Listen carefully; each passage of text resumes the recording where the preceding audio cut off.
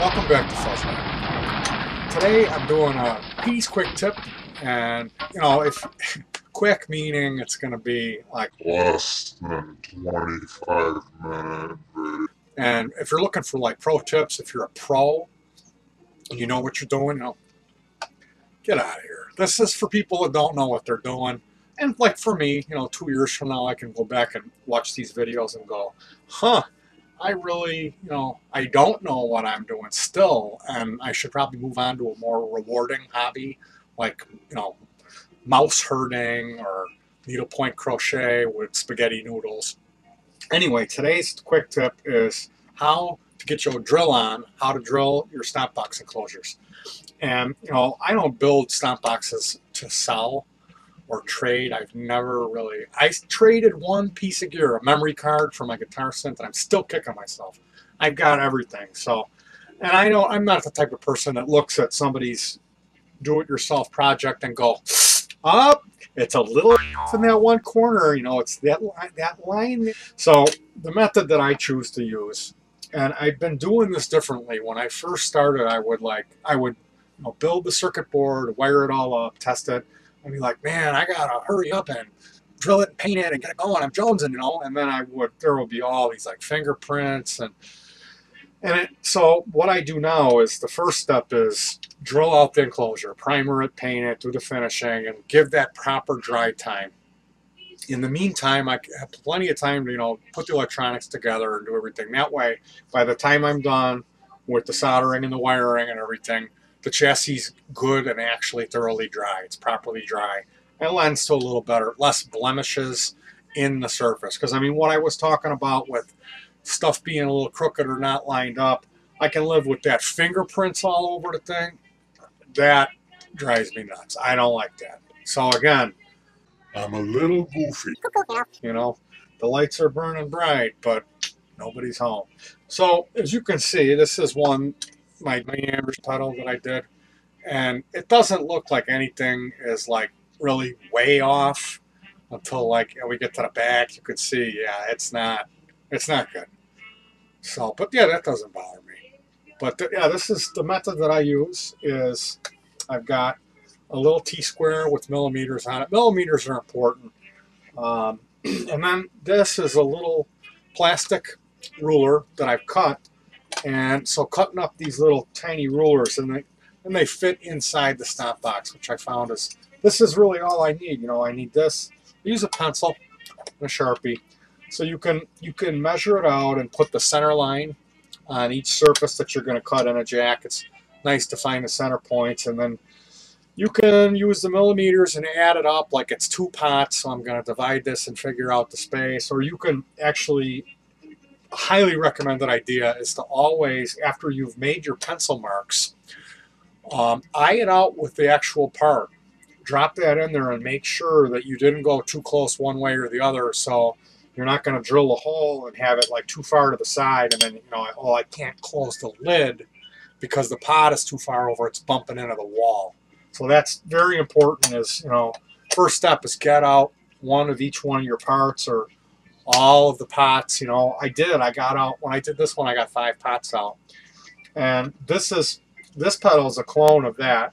So I just kind of measured it out, you know, looking at it, and use pencil marks, double, triple check everything. And when you get it to the point where you're comfortable, then what I do is I use a Sharpie and I put a more permanent mark on there, and I'll kind of go through it and I'll double check again. Usually I'll find a couple marks that are off. so I can correct those. You know, I'll use a little thinner or just double mark it, and I'll know, you know, that the larger one is the one that you want to actually use the center punch on. Which brings me to the next tool. You don't want to use a nail. This center punch, it's the proper tool, and it's got a little dimple in it. So, you know, you lay that on there, and keep in mind this is aluminum. It's a soft metal. If I hit it as hard as I think I need to, I'm gonna bend it a little bit. So you just want to give it a good, a good tap, maybe two. And kind of pushing it if you do the two, but just want to nick it in there. You don't want to bend it down. I mean, it's not the end of the world if you got a little bit of a angle going down to your stomp switch. But so then after I've got all of the holes are center punched out, this is a convenient little tool. And you don't need one of these, but it's regular motor oil. It's like 10W30 or 40 in there or something. And what I use is, for in here, this is my backup oil. And it's just a pill container that's stuck into a spray paint can lid. And the idea behind the spray paint can lid is just to add a little stability so I don't knock this oil over and have it spill all over my desk. So what I'll do is, I'll fill this about halfway up with the oil, remove the cap, and then depress this plunger, stick this in there upside down, and just let it sit. And in time, it'll expand and pull all the oil and fill this up. So when I've got it all punched, I don't know what size drill bit this is. It's a Craftsman Dremel, and you can see it's not an 1/8 inch bit. It's a little bit smaller of a bit. Not too small. I don't like breaking drill bits. So what I'll do is I'll apply 1 drop or so on both the drill bit and then on the dimple and I get this, I actually drop it into the hole and then a little up pressure on it, turn it on, all the way on.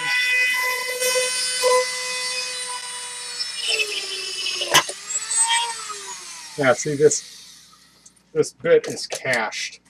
I need to replace that bit. They wear out, you know. So there you see, I did push a little too hard, and you can see that I nicked it up on top, which that nick's not going to show up. That hole's going to get drilled out. It's for the LED. So the next step would be, this is a step bit, and the set that I got was $11.99. Came with 3 of them, and I got this from Menards. It is Tool Shop brand. Like if you go to Home Depot, you can get the nice $50 set that's made by, Bosch or whoever. Harbor probably has a good deal on these. I like to use a pick tool and clean them out because they pick up little burrs that stick on the leading edge of the blade. So I do like to clean these out. And I do use the oil on this. Every time I use them, I use the oil and I clean them off. So I'm a little bit weird about it, but I mean, they were 12 bucks. You don't have to use, you could just start with a small bit and keep working your way up. It's just a lot more work. It's a lot more, it's going to wear out those bits a lot, I guess.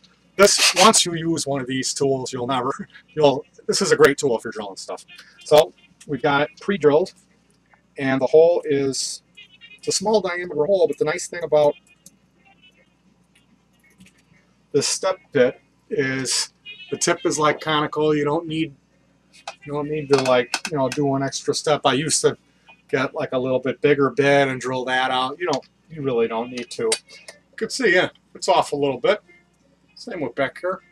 I don't care.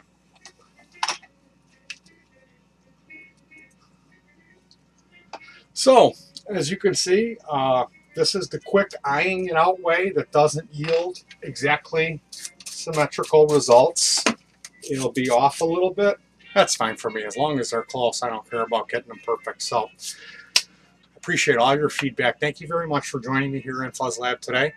And don't forget, Keep on hacking.